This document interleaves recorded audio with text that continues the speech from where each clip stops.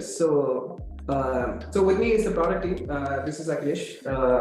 He's in charge of all of the features that you see on the PSA side of things. And to my right is Anirudh Murthy, who's the product manager for RMM. So he's in charge of all the awesome features that you see with relation to monitoring, IT documentation, and all of those things, right? So I'll just get myself, my introductions out of the way as well. So my name is Manish. I'm part of the product marketing team here at SuperOps. So it's my responsibility to make sure that the features that you see on the platform is as intuitive as and usable as you can, and just taking it to market, right? So anyways, guys, it's a pleasure to be having this session with you guys.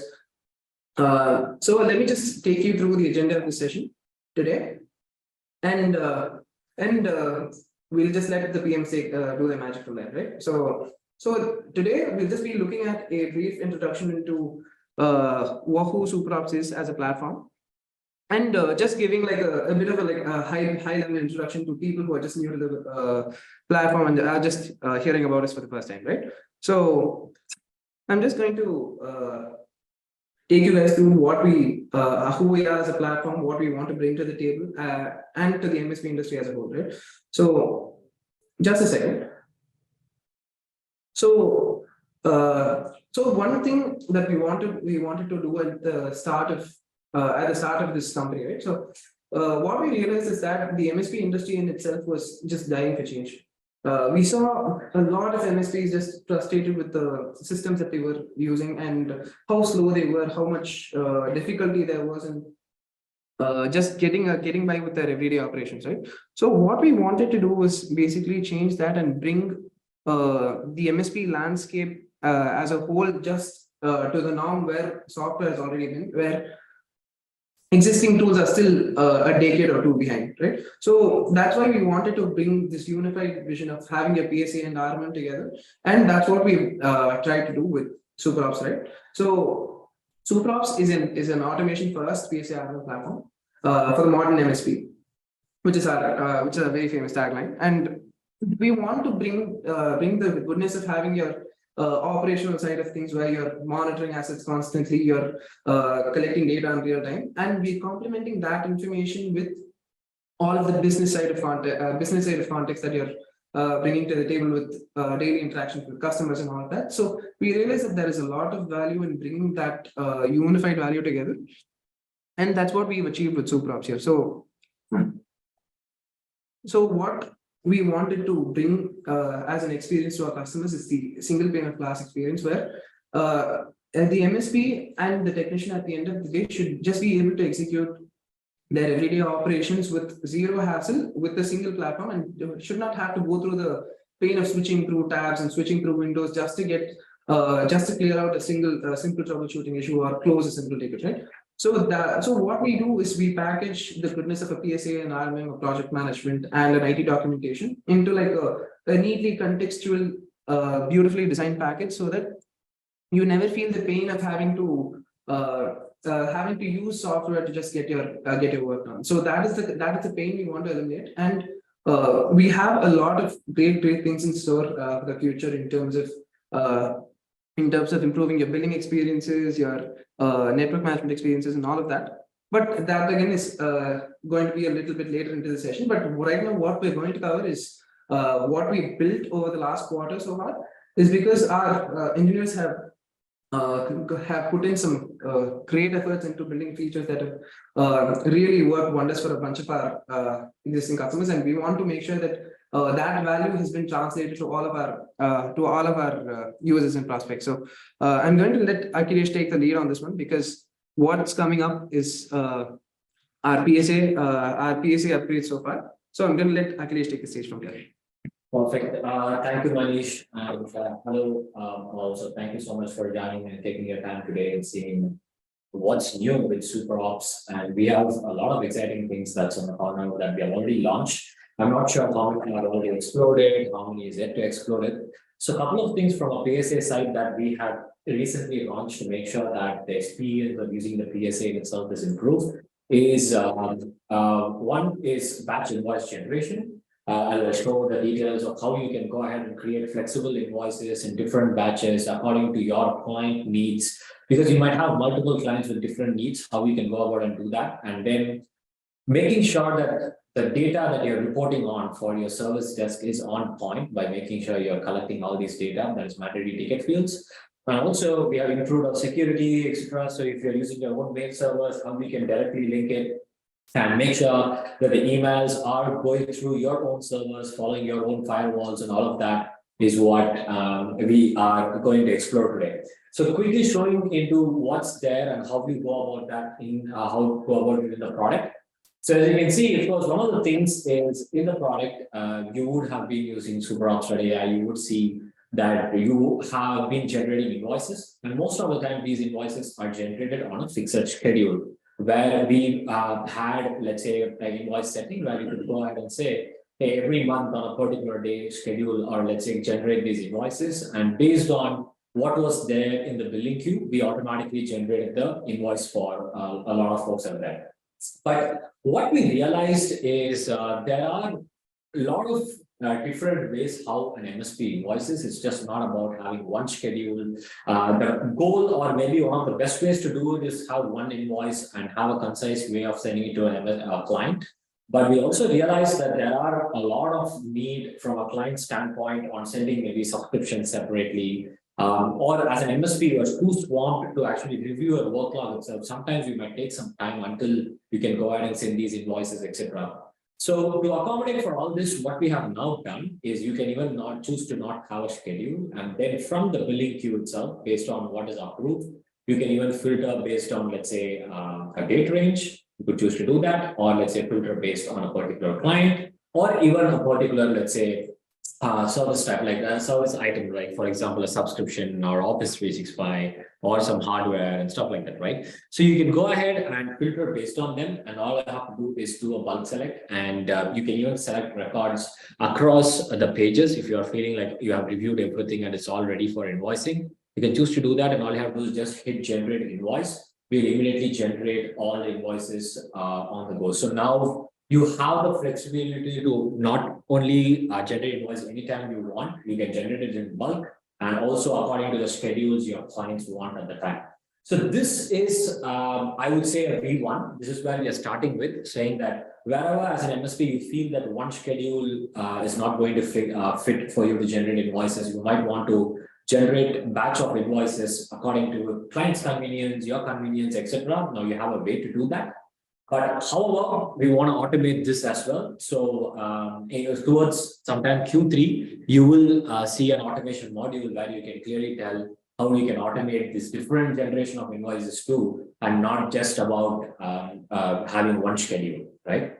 So this is the invoice generation part of it. And meanwhile, if there are any questions, please feel free to put it on the chat and the Q&A, and we'll be happy to answer them on any particular things in invoicing that you want to be addressed for your team or your MSP as a business. Please feel free to put that in the chat on the Q&A section.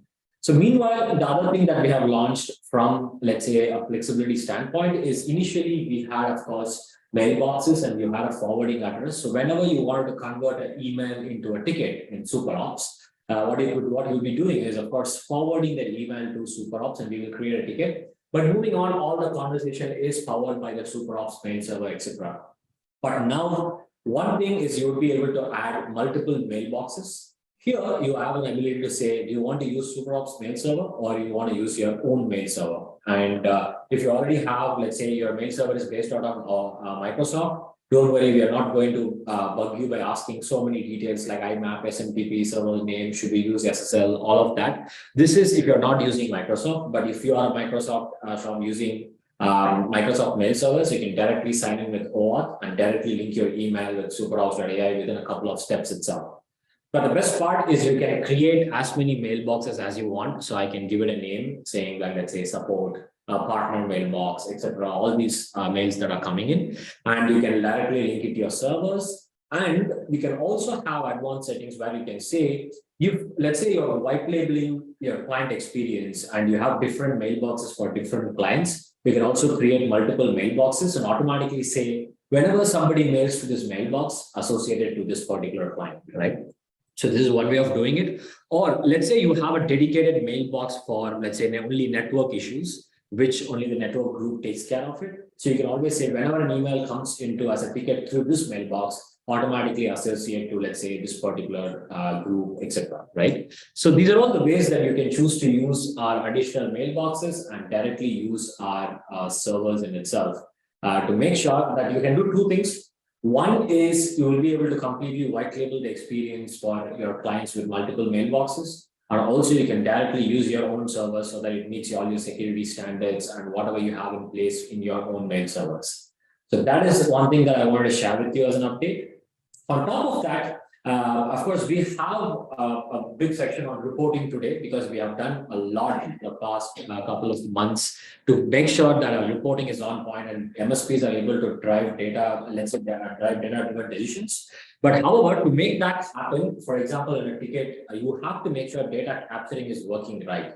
So one step in that direction is where we have launched mandatory ticket fields, where I can go ahead and mention which fields are mandatory while creating a ticket so that you can avoid to and flows between your client and you. So that whenever a particular type of ticket is created and you're using these fields to create those tickets, if you say it's mandatory while creating, so it's going to be a required field while creating, so that you will ensure that you have all the context as an MSP and a technician when a ticket comes in itself, improving your resolution times. But at the same time, to ensure whenever a ticket is closed, certain data is captured so that it's going to be part of your reporting and you're able to drive data-driven decisions. We can also mention fields that are mandatory while closing, etc. So we have launched this, and even if you're creating a new field, let's say a text or a text line or multi-line field, etc., then you would be able to actually mention what should be the behavior while creating or closing.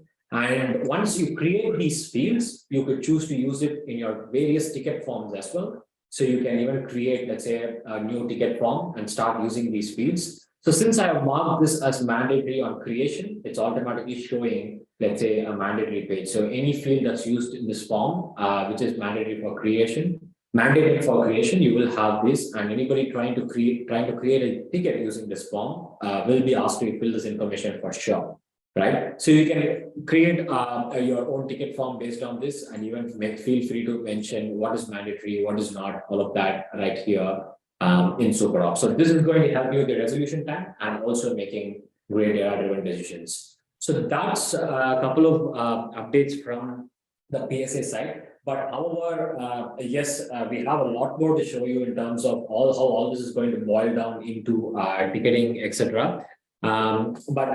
Meanwhile, since we are showing, there is a question on what's the use case for having multiple mailboxes. That's a great question. So the use case for having multiple mailboxes, the way we thought about it is one, let's say you want to completely white label the experience with your client. Of course, you are an MSP, you might have multiple clients, but for a client, they should not feel like they are writing to an external entity for IT issues, and you want to white label it so that they feel like writing it to their own IT support or IT support team. So what you could choose to do is have multiple mailboxes for each client so that a client from company A can write to IT support at companyaa.com, but it will still create a ticket for you. So you can completely create multiple mailboxes and white label this experience. We have even gone to make sure that in the signature, when you reply from this mailbox, can be the company's signature so that the complete experience is white labeled. So your clients feel like they're just talking to the IT team and not really an MSP. So that's one of the things. And two is, let's say if you have multiple groups taking care of different issues and you have told your client saying, hey, if you have security issues, this is the email you have to reach out to. If you have any general issues, this is the email you have to reach out. You can have these multiple mailboxes and you can associate it with a different technician group so that it's automatically routed to them, automatically assigned to them, so that all the overheads of making sure that ticket reaches to the right person is reduced. So these are a couple of ways that you can make sure that you can use multiple mailboxes. And another question from Ben we have is, do you integrate with Packsite and Ingram? Yes, we already have an integration with Packsite, Ben. But however, Ingram is on the cards. It's not yet there as an integration out. But we're definitely looking and looking the number of requests we are getting for Ingram and seeing how we can go about it. But we have an integration with Packsite already. Perfect. I think over to Manish for moving on to the next part of. All right. So Akhilesh isn't exactly done yet with his portion of the session, but he'll be back later. But before that, I just wanted to ask you guys a question on just a second. So we do have a question on the PSA side of things where we wanted to we are in the process of just enhancing our building experience and just ensuring that you have like a positive cash flow. So we want to understand what some of the biggest pains are in your billing process, in the process of just getting paid on time. Is it tracking time? Is it just reconciling different line items onto your invoices? Is it just chasing payments across different clients and different payment cycles and all of that? Or if you have any other glaring issues that are keeping you from ensuring your positive cash flow and making things predictable on your revenue side of things, just let us know in the chat and we'd love to take a look. But this question will just give us a lot of context in terms of understanding what some of the market's pains are. And just a second. So we do have a question for on having future native integrations and yeah, so we are going to cover that in a few minutes. So just please do hold on. I think Akhilesh will get to that part in a few more slides. So I hope that answers your question. And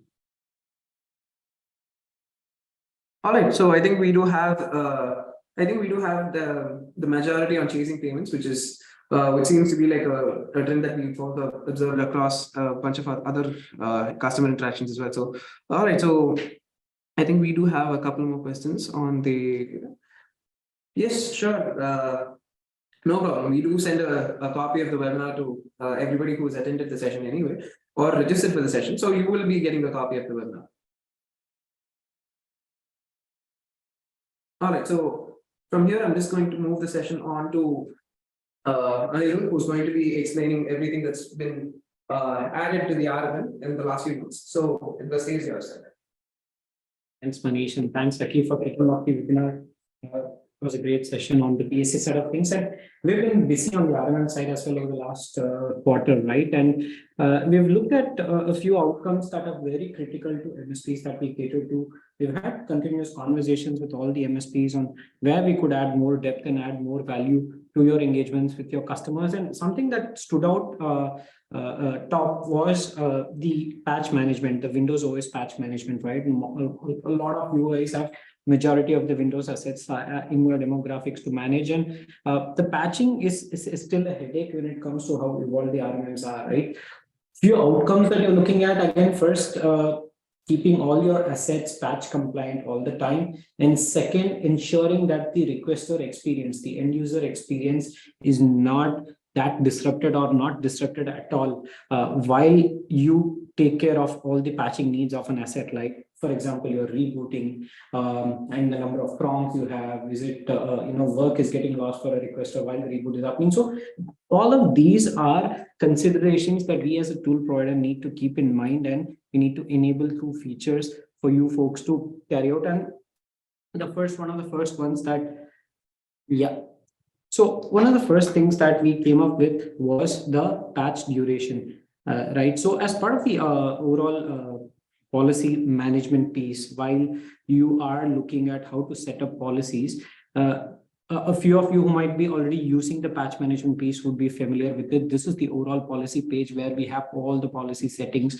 for each of the components, right? Say, right from your AI alerting, intelligent alerting, to the alert management screen where you can set up alerts, where the scheduled actions where you take care of your automated scripts, your antivirus settings through integrations, your data backups through integrations, and your software deployments that we provide from the tool, and exclusively the Windows OS patch management, right? So here, when you look at it, when you are looking to set up a schedule, what we've provided is we have given a duration for patch. So what this takes care of is, not only do you set up a schedule, say weekly once on a Wednesday at around 9 p.m., you also set up a duration. What this does is, say if an asset comes online post the duration the asset will actually be applied. The patch will be applied on that asset during the time when it comes online. So what happens is, what if a server is not online during nighttime when the schedule was set up? What if it comes online, say at around 9 a.m. or 10 a.m. in the morning, when a lot of people are actually logging into the asset? The patch is going to be deployed at a busy time and there might be service interruptions. So hence, to cater to those needs, we have come up with a patch duration window where you can choose when you want to start the patching and also put up a end slot, a time slot. Say you can limit the time window when this patching activity should happen, right? Say 2 hours or 3 hours, say from 9 p.m. to 11 p.m. So that way, you know that patching is going to happen for those assets that are online during this time period. Now, and that also takes care of that your end users, your requesters experience, working experience is not disrupted in any way. So once you set that up, the question arises, what if the assets are not online during that time? What if an asset comes online only in the mornings? What if that asset doesn't come online throughout the patching window? And for that, to ensure that you have maximum patch success ratio in terms of deploying a patch in that window, we have provided the second feature, which is the enable wake on LAN, right? With enable wake on LAN, what we will do is, if any of your assets that are offline, say in sleep mode or hibernate mode, using the inbuilt magic packets function, we will be able to wake those assets up during the patch window, push the patch across, and then deploy it, and then the asset will go back to the sleep mode. So again, there are some variance conditions as to when this will apply. What if it's on a LAN, or what if it's on a Wi-Fi? So all these are details that we can get into, so we have gotten into in the solution document. You can refer to that. But these are two critical features that we have covered in the last quarter, which the MSPs can use to provide optimum patching experience, at the same time ensuring patch compliance is up there for all of the assets. Now, having said all of this, there is this other point of how do I manage patch, assets patch statuses on an ongoing basis, right? Now, earlier we had different patch statuses, but now we have pivoted to the statuses that is understood across the market, right? So the different statuses that you will see currently, the patch statuses that you see currently are, say, an asset might have no policy if you have not assigned any policy to it, if you have not actually managing OS through SuperOps for it, right? Then the next one is, say, the install pending option, when the asset has some patches which are approved but yet to be deployed. Now here you can actually just go into that asset, see which of the patches it has pending or yet to be approved, but are approved but is still new or missing. You could just pick that up and then you could press the approve and install button right now, which will actually push that patch to the asset right away. So this patch status actually gives you very actionable insights as to where your assets are in terms of patching and what action needs to be taken to get those assets to get patch compliant. So install pending is another one, and then reboot required. I know none of the assets here actually show a reboot required, but reboot required is also a very critical patch status. When you know that the patch has been installed on the asset, but it is yet to be it's yet to take effect because the reboot is still pending for that OS to take effect. So reboot required, and then you will have the fully patched assets where you know that these systems are totally patch compliant. So these were few key enhancements that we had come up with in the last quarter as far as the OS patching is concerned. And now the other one that I would want to talk about is, say, the BitLocker status, right? When we look at, say, BitLocker status, this of late has seen a lot of interest, keen interest from a lot of our MSPs who are moving towards cybersecurity, compliance, security, and all of that. And hence, BitLocker status for Windows is a very key info that the MSPs need to have. While earlier we were able to fetch this using scripts, now we have made it native so that all these Windows assets, you'll be able to see the BitLocker on the card itself. Say each of the drives, the disks that you see, you will know whether they are fully encrypted or not. And you could actually go to the details page where you will know what is the encryption methodology, what is the lock status, is it unlocked or is it locked? And you would even have the option to view the recovery key if in case you need to use that for any of the issues that crop up for BitLockers. So at a high level, those were some neat enhancements that we came up with over the last quarter. But hang on, folks, we have a lot more to show in terms of the other modules that we have shipped over the last quarter.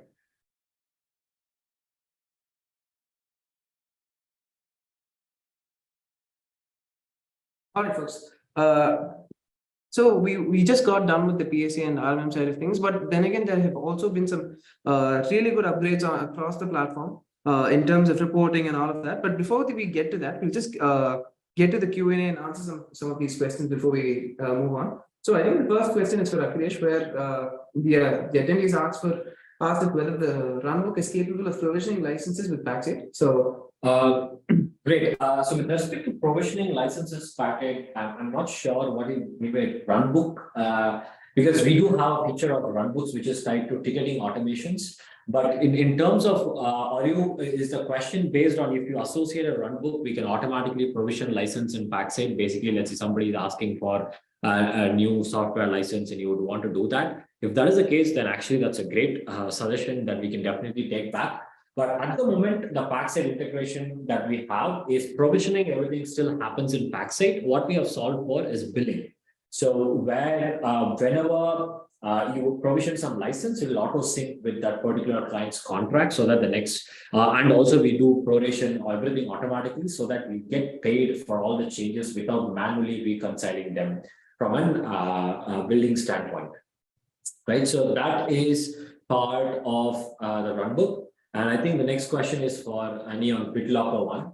Yeah, so the question is, how frequently does this check the status of BitLocker? Would it pick up additional drives when they are added? So yes, we check the BitLocker status once in every 15 minutes. So as and when a BitLocker status changes in those 15 minutes, you will be able to see the status change here also. And as soon as a new drive is added, the agent will be able to detect that. As long as it's a new drive, the agent will be able to detect that and bring that back into SuperOps for you folks to see. The second question is again on, is there an ETA on when patches can be rolled back? So yeah, we are looking at the next set of enhancements, but again, the focus for the next quarter will be around network management and the related stuff. So towards the second half of the year is when we'll be looking to pick up the rolling back patches and the next set of enhancements for patching.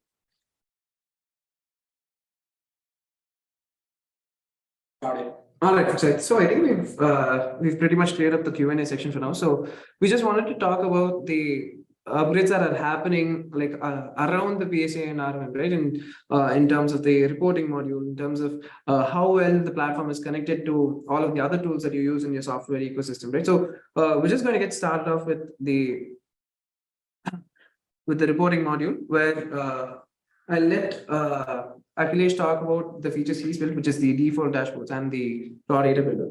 So go ahead, Akhilesh. Yeah, sure. I'm pretty sure that many of you in the webinar today must be users of SuperOps, or if you're not as well.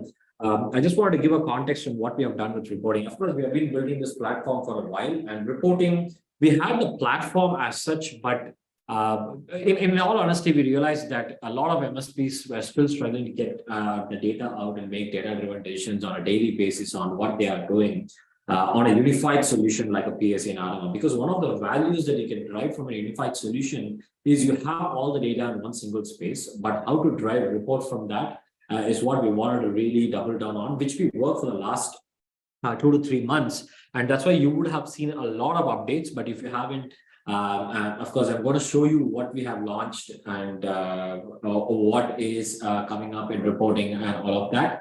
So let me give you a quick look into what's there in reporting. And if please feel free to put it on chat if you've already tested something out, if you're looking for something in particular as I go through the reports. So one of the things that you would see in reporting is now we have default dashboards. Initially, we had only an option to create these dashboards by going ahead and creating widgets and creating our own dashboards from scratch.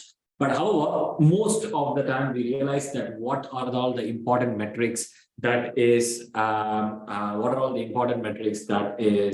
required for an MSP. So that is why we went ahead and put up these default dashboards. And as you can see on the screen, anything from a performance snapshot, or let's say something like from a risk management, what you will generally track. And maybe if you want to look at an alerts report, how the trend has been, how the alert has been, etc. And also, let's say a help desk activity report to understand how your service desk is performing, to understand tickets split by category or tickets split by status and sources and all of that. And understanding how utilized your technicians are, understanding how many billable hours was logged versus non-billable hours. What is the labor revenue you're driving from all these hours that are being logged? And seeing how many are rating an audit that you need to go ahead and push it so that you can get paid on time. All of that and trends on alerts and help desk performance. All of that now is part of default dashboards, as you can see. And the best part is, of course, you can even customize this time frame. I can say last month, this week, or last quarter, etc. But what we also realized is sometimes this dashboard is great, but you want to build something particular for yourself on top of that. So in those cases, you can always feel free to clone this. And now you can feel free to make changes. Maybe you don't want this particular, let's say, report, but instead you want some other report, then you can go ahead and add it. Or let's say you want to build something from scratch, then you can go ahead and build a widget from scratch across whichever module you would like. Let's say you want to understand currently work logs or invoicing, you want to understand some data on that, then I can choose that module and build a particular report on that, and then go ahead and add it to the dashboard itself, right? So this is how you can customize it, make custom dashboards from scratch, or reuse the default dashboards to make, let's say, build something very quickly. And all of that is part of the default dashboards that we already launched. So this is, I hope this will be useful for you to make sure that you are generating, let's say, a lot of insights through this for growth and profitability for your MSP. And a couple of other options that you have with these dashboards is, of course, you can share this to your clients, so that sometimes you want to make sure that you build a dashboard and share it with them so that they understand the value that you are delivering them. So you will be able to do that. Or even schedule this on, let's say, a monthly or whichever schedule cadence you would like to your clients, so that they always know the value you are delivering to them. And you can even download this as a PDF and share it externally as well. So these are all something that we have done with default dashboards. And of course, the platform is pretty much there for you. So you can go ahead and build your own dashboards from scratch as well. So that's also there in the product. But what we realized is all these dashboards are very good for visualization, giving an idea of trends, let's say insights that you want to drive and share with your clients. But sometimes you might want to drive deep into the data and understand what's going on. So in these cases, what we had is, let's say, even if you go into a dashboard, you can always see, hey, what is the data that is coming into this particular dashboard. So you kind of understand what's going on with this. And you can even download that particular data as a CSV. But many times you would want to go ahead and directly see your technician utilization or expenses logged, work log, or etc. like that. So that is why what we launched is something called data reports. Data reports, as the name suggests, is you get to choose what data you want to see on a particular report, and then you can go ahead and then you can go ahead and have those columns built in so that you can see the way you want. So for example, let's just say that I'm just going to build a data report itself and show it to you. So quickly, let's say I want to build a data report. This is a sample data report that I have built based on clients, right? So understanding my client information. So to build from scratch, I can quickly go ahead and say, what data am I going to report on and what am I going to number crunch on, etc. So I can choose ticket, invoice, or alert, patches, or even client. One of the cool reports that I really love about the data reports is, for example, let's say I can even choose client as a module, and I can choose what columns I want to see. Let's say client name, then maybe I want to see the site, particular site ID in the name. And also you might be storing some details saying, hey, what are all the services that they have subscribed with? What are all the softwares that they have and all of that, right? So you would be able to go ahead and create all this as what are columns you want and hit done. And you can even filter this particular condition saying if the client name is active or any particular client name that you want a particular account manager, or even group by certain attributes, right, based on the state of the client or stage of the client and status, etc. So then all you have to do is once you go ahead and say preview data, you're going to get the data right there, and you'll be able to go ahead and make sure that I'm just going to hit preview. I think I have to give it a name, so that's why.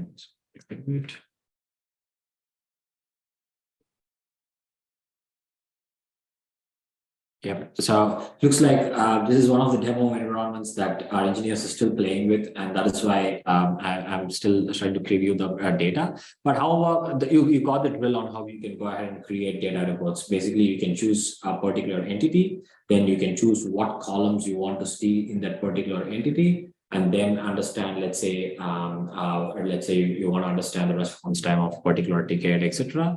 Then you go ahead and create these columns and then hit preview, then there you go. So you can see the data coming up. So this is what data report is all about. But once you create this report, you can always even export it as a CSV and upload it to a BI tool, or let's say do your own number crunching on Excel or any other tools that you would like. So this is what data report comprises of. And of course, apart from this, we also released a lot of PDF reports, which Annie will give a lot of insights on.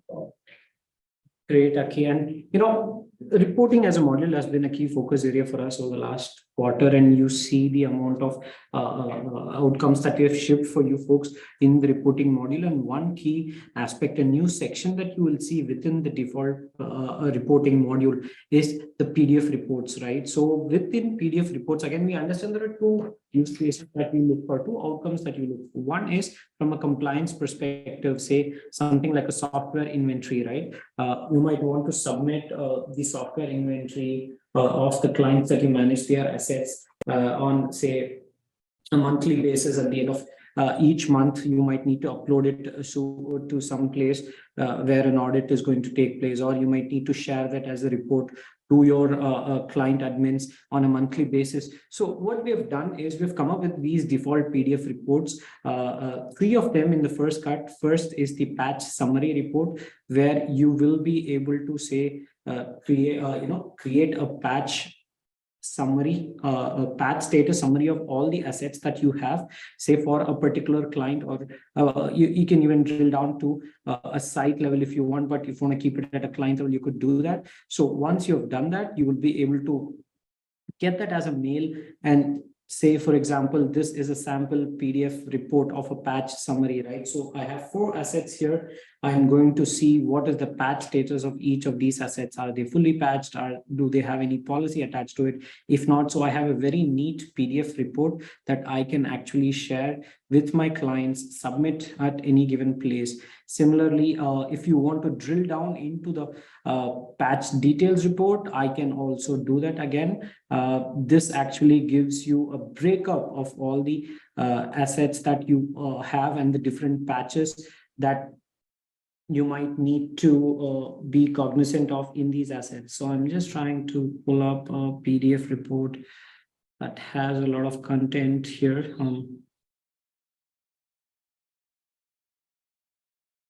Yeah, here you go. So this particular PDF details report has a lot of these assets. And again, as per each asset, it takes about, okay, the client here is the Pearson Spectralit, the site is the Mexico site. You have the asset name and different patches. What status are they in? What is the severity? And goes on. So if there are any patches, critical ones that are not approved or not installed, you will be able to catch that from here. And this also comes in very handy when you have to submit this for compliance reports or for your audit reports out there. The third one, again, is the software inventory one, which I talked about. So here you will get to see all the softwares that are installed on your assets, on all the assets of a particular chosen client or site. So just trying to grab the right report for you folks. Yeah, I guess I don't have the right client sets here, but what you will be able to do is you could choose the client here. You could choose the site if you want, or keep it at the client level so that the report generates a list of all the software that's installed on each and every asset. Again, Akhilesh showed you how you could get that using the dashboards and the widgets and the different reports. Here, it's another format, it's another template where we give you that set template, and you could actually go ahead and share the PDFs over mail to those folks here. So that was it on the PDF reports, guys. But I see there have been a few questions also. Can the patch summary reports be scheduled to run every month?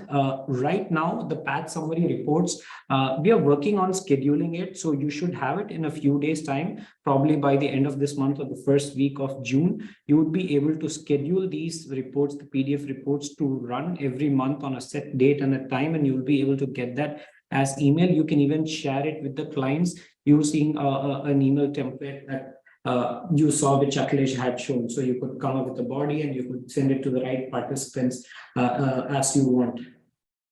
We have another question. Does the agent work on VDI environment? Not yet. We are looking for enhancements to how we can actually deploy it. An agent, the Windows, the Mac, and the Linux would be the next thing that we're picking up. We do have some virtual servers that the agent gets uploaded on, but not on VDI. There are a few more questions, which I think we will get to. Since we're running short of time, we might have to circle back to the questions towards the end of the call, because we do have a few more items to cover of things that we have shipped. It's been a really busy quarter for us. The next set of features that I would like to talk about is actually the integrations that we have launched over the last quarter, right? So the first one, the critical one, was around Sentinel-1 as an AV, right? So we had a lot of requests coming in to integrate natively with Sentinel-1. And again, we have done that here. So we launched this sometime towards April, where you can now integrate directly into Sentinel-1. You could just pick up the credential from Sentinel-1, the access URL and the API token. You could then map the clients. Again, all of this, the details of it, you could find in the solution document, in the solution videos that are there. In the interest of time, I'm just going to skip how you're going to do the integration, but talk about outcomes in terms of what you would have once you have done integration with Sentinel-1, right? So once you do that, you see that on the asset, if it's using Sentinel-1, you would see the status of that. So you get to see on the card, on AV, on an asset, which AV it has. So this particular asset has two AVs, a Webroot as well as a Sentinel-1. Hence, we'll reflect both the statuses, and you will get to see the status, whether it is active and whether it is up to date. And once you do that, so this auto deployment, once the integration is set up, we will auto deploy the Sentinel-1 agent to all the assets of that client. So if it's the first time that you're setting up, it will get auto deployed to all the assets, and every other asset that gets added after we set up the integration, again, the Sentinel-1 agent would be auto installed onto those assets. So first, you will be able to do the auto updation or auto installation of the Sentinel-1 agent. Second, you will get to see the antivirus status of Sentinel-1 from Sentinel-1 to here. Third, you can also see other data such as when was the last scan time, what is the thread count, and so on. And we have also captured some actions that you can initiate from here inside SuperOps that will trigger an action on the Sentinel-1 console, such as a full disk scan. You can initiate right from here, or you can even abort a scan that's been done, or even uninstall an agent on a particular device, which is the Sentinel-1 agent. And apart from that, the critical feature of converting an alert from Sentinel-1 into a ticket into SuperOps is also covered as part of this integration. Our whole philosophy behind this is, again, if you have to jump to the Sentinel-1 console 10 times a day, we're trying to reduce that to say 1 or 2 times. We're trying to look at what are all the scenarios where you would have to go to the Sentinel-1 console once every 1 hour or once every 2 hours, and we're trying to bring those requirements into our tool. Again, if you have to do, some policy settings or detailed customizations, for that you would still need to go to SentinelOne. But then the frequent actions such as looking at the status, checking on alerts, all of this we've brought within this integration so that you could see all of that. That was the first integration that we worked on, folks. The second one and the exciting one was around Hoodoo as an IT documentation integration, right? Again, our users would be aware that we already have an IT documentation module within SuperOps, but then why an integration?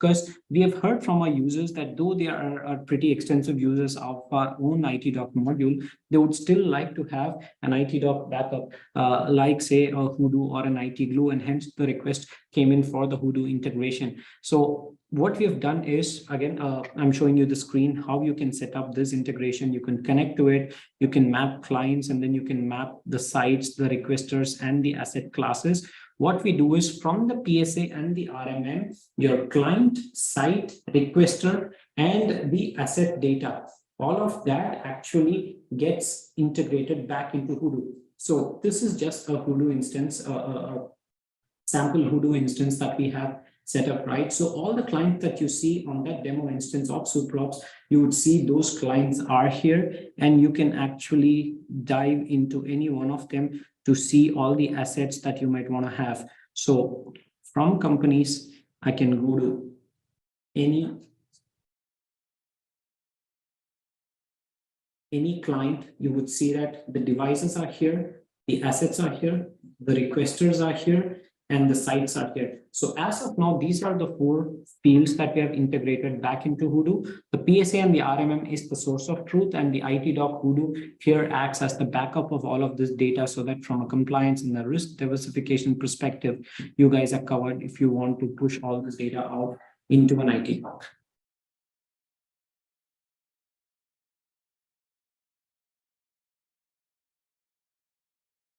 So I'm just going to give Ani a minute's break, because he's been giving a really good explanation of his approach towards building features on the IT documentation side and the integration side as a whole, as well as reporting. So I just wanted to run a poll with you guys before we get to that, because we just wanted to understand what our roadmap is supposed to look like for the next quarter. So we just wanted to understand what integrations you would like to see see connected to the product next, and so we just want to collect the user feedback so that we can make an informed decision of what our engineering team can pick up next and execute for you guys. So the poll is live, guys. So you could see the poll question flashing on your screens.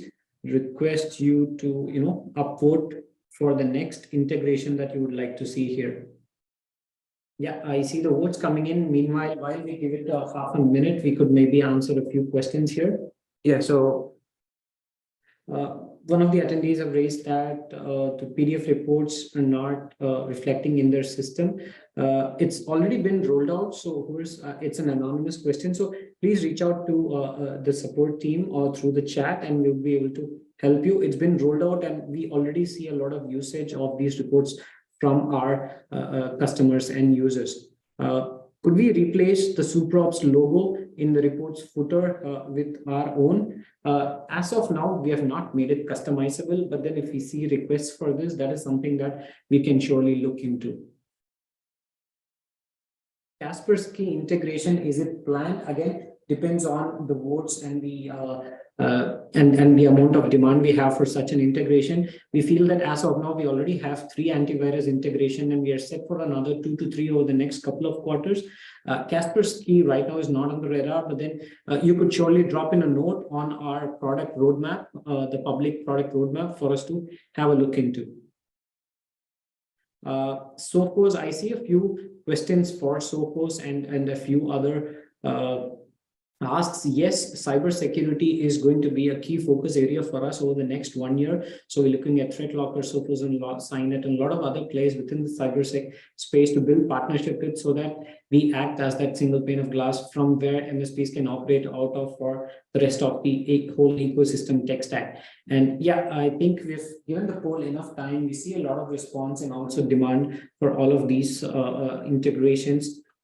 So All right, guys, thank you so much for participating in the poll. It gives us a lot of insight into what our customers want, and also shapes our roadmap significantly in terms of what comes up next. So we're just going to move on to another section of the presentation, where just going to talk about some of the hidden gems within the platform that have been spread across the board, that our team has been tirelessly working on across the scene. So I'm just going to let Akhilesh take over the PSA side of things, and then we're just going to move on from there. So we'll just keep it quick. We won't hold you on for too long. So Akhilesh, please go on. Yeah, sure. So here are a couple of things that you could make use of in the PSC side of things. One of the things that you would have realized is in the product, as you can see, you would have realized we have a very innovative feature called the site conversations. So whenever you go into a particular ticket, for example, I'm just going to go into this particular ticket,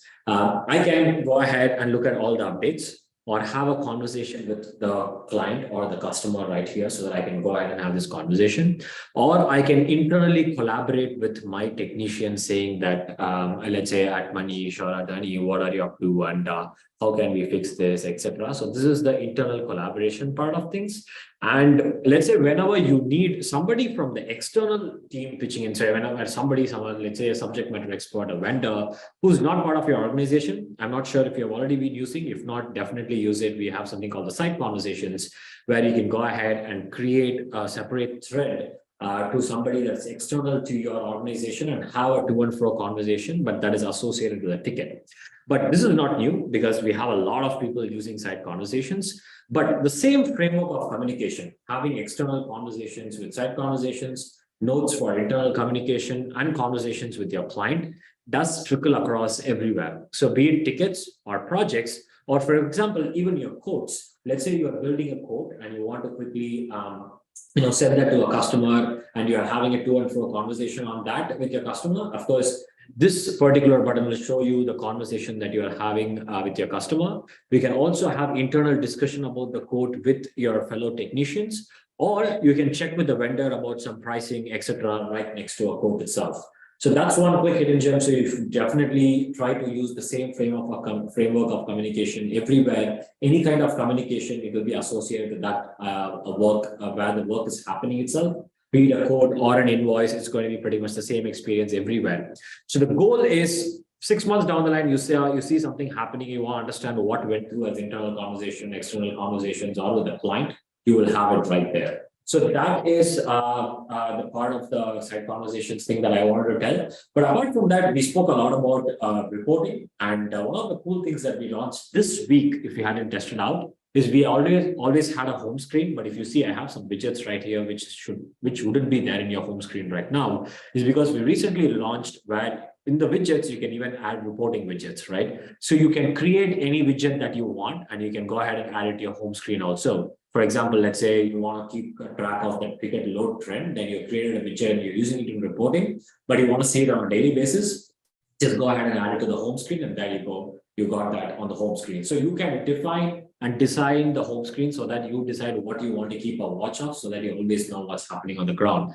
And one other quick thing that we also launched from sending invoices is you will be able to go ahead and also attach a PDF of the invoice right now while you're sending it itself. Of course, we had a PDF download option, but when you send it to a customer, it was always sent as a link, and they had to go to the link to download the PDF. But now you can send the email with the PDF attached itself, so that the client maybe can directly forward that email to the finance team, rather than finding the link and downloading and having all that friction. So these are a couple of quick hidden gems that we wanted to talk about. And also, I think one of the other things that if you haven't really explored is we launched, of course, the search bar, but where you can search across tickets, asset client, project tasks, literally everything in the product. But one cool thing is, of course, search is always here, but wherever you are, all you have to do is do a command and a K, or a control and a K. And that's a shortcut for bringing up search, and you can search whatever you want on the fly. So that's about the search bar as well. And there are great things in our own, which I think Nani will share, that you can use to improve your productivity as such. Correct. Thanks, Aki. And these are just what we call hidden gems within the product, smaller enhancements that we've come across, but things which we feel will actually add a lot of value on your day-to-day operations. For example, the bulk select and approve the patches. You could just select patches in bulk that you have actually green flagged, and you could approve them, or you can even press the approve and install button. So that will immediately approve and install, send the command to install those patches on all the assets that's going to be mapped to these patches. So that was one thing. And then there was this frequent ask of having a do nothing reboot configuration. We all understand how important reboots are to patches. At the same time, the experience that the end users should have, their work shouldn't be disrupted. So we had multiple options for reboot configurations, such as prompting them for 3 times in a span of 30 minutes each, and then force rebooting them, soft rebooting them. Now we've also come up with an option to do nothing. That is, the RMM won't push a reboot forcefully on those assets. The assets would have reboot pending as the status, and say if the asset, for example, is a server, the technician can then decide at a time when the server is, say, not being used or no one's logged in, they could then manually reboot it. And to do that also, what you can do is you could just go to that asset right there, and from within the asset, you could actually reboot them. So if this asset was online right now as we speak, say, let me just pick up an asset that's online. So you would see the reboot option. You also see the one-click wake on LAN. Say, if in case this was offline in a sleep or hibernation mode, you could wake that on LAN. But since it's online, you could now reboot this so that this asset will get into reboot. Now a reboot has been triggered. So these were some of the smaller hidden gems across the tool that we wanted to call across. We've made a lot of enhancements on the IT doc side also. For example, you could share IT documents with your clients on their client portal. That was one of the bigger asks over the last quarter. We had a lot of folks ask for IT docs that they wanted to share with their clients. So now you could just go into an IT doc and you could actually share it with the client that you want to, right? So if you have this document tagged to a client, you will be able to share it within the client which requester roles do you want to share it to? You want to share it to all the users, all the requesters, or just the client admins or the approvers? So these are all the requester roles that you have. So across levels, you could actually share these documents with them. And again, I'm being conscious of the time here, folks. We might spill over by 3 to 4 minutes, but I just wanted to cover a few more points and then take it to a closure. On the mobile side, they have introduced biometric authentication that was not there previously. That is one big point that I'd wanted to call out before I hand it back to Manish, since he has to take this to a clear area. All right. Thank you so much, Ani. So we are a little stretched for time. So we just wanted to give you folks a little bit of an insight into what's coming up next within the platform, because we are picking up a few huge initiatives into extending the platform's capabilities and giving you folks a powerful platform that you can run your everyday operations in, right? So with that regard, we do have a bunch of things planned with respect to network management, where Ani has put in a lot of effort and a lot of time into researching and talking to a whole bunch of customers like you. So we do want your feedback on this as well, where we do want to talk to a lot of you folks, and we do want to understand how each of these features play into your everyday lives as an MSP. So what we are going to do is we're going to run a simple poll where with the list of initiatives that we have listed right now. So these are what we're working on next, right? So Akhilesh is going to be picking up the billing upgrades, and Anirudh is going to be picking up the network management and the patching user experience as a whole. So we just want to understand which ones we can you would be interested in talking to us about. So we do want to reach out to you folks and understand exactly what your pain points are, how you use these features on an everyday basis, and what things you'd like to see differently with regards to all of these existing pipelines of features that we could do differently and enhance the overall experience for you. So we'd love to know what you think, and if that's something that interests you, we'd love to get in touch. Please do let us know. And yeah. All right, folks. So I think we do have the poll results in place. So we do we don't want to spend like a minute or two with respect to like just answering all of the questions that you might have. So we'll just wrap around the other questions. I think with the Sophos integration, Yeah. it is. I think that Ani did cover that question. I think it is part of our pipeline soon. So Yeah. So the integration with CrowdStrike, again, Inverosoft, Check Central, I think we're receiving a lot of requests for integrations. So folks, I've taken a note of all the questions and who has put up the question if you have signed in. So I'll be reaching out to you personally to have a conversation and understand your requirements with respect to an integration, but feel free to go to the public roadmap that we have and please upvote for these integrations that you want to see, right? Perfect. And also, meanwhile, there are a couple of questions on the numbering date format, Carlos. I'm not sure which part you're referring to. Maybe you could just reach out to us via the chat and we will help you out on how to get what you are really looking for. And with respect to the GUI, of course, that we are always on the lookout for making things better. So any further inputs on that, please feel free to add to our feedback board that is pretty common with all of us. And we will definitely look into it and give you an answer on how we can optimize that. But that's a great one. Organization tab where I can see all my clients at a glance is something that we definitely are thinking about. And you can add your vote in the feedback board and we'll track that from there. Thank you so much. And there is maybe a question from where is the data hosted? Data hosted is in US in our AWS servers, and we have some information on this on our website. You can reach out, check out superops.ai/privacy. Then you will have more information on our data hosting policy, security, all of that. And regarding the QuickBooks integration and syncing, is there a way for invoices to sync to QuickBooks auto-generated invoice number? So the way that we work is we really not handle any invoicing as such. So the way we are looking at it is for invoicing number as such. So we just push the invoice and we let the sequence to be determined by QuickBooks. If you're having some challenges there, just reach out to us via support and we'll definitely get back to you on that thing. And I think we have a lot more questions that we'll definitely get back and we have for GUI. And the calendar integration, yes, definitely, Carlos, calendar and calendar integration, we are aiming somewhere Q3, both 365 and Google. And with respect to Rob's question, if Rob is still on the call, so yes, Rob, we are aware of your request on making runbooks made for specific customers. I've also tagged in that email. I'll get back to you on that. But for now, of course, runbooks are generic and we are definitely looking into the direction and we should be seeing it sometime soon. So I'll keep you posted on exact timelines and extra as we get to it.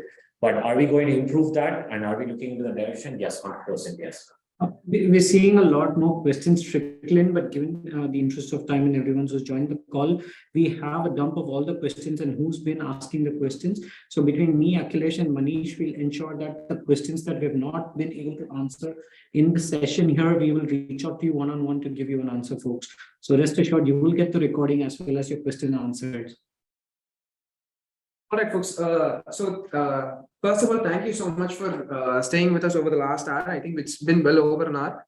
So thank you so much for being a part of this session and just putting in the time to understand everything that we've released over the last few months and just understanding exactly what the approaches that we took while building these features and how you could just get the maximum value out of it. So I hope you folks found this session useful and informative. So I will be following up with you folks with a copy of the session and that you can view at any point of time. And our product managers will reach out to you to answer any questions that they might have left unanswered. So thank you so much for your time, folks, and have a great day.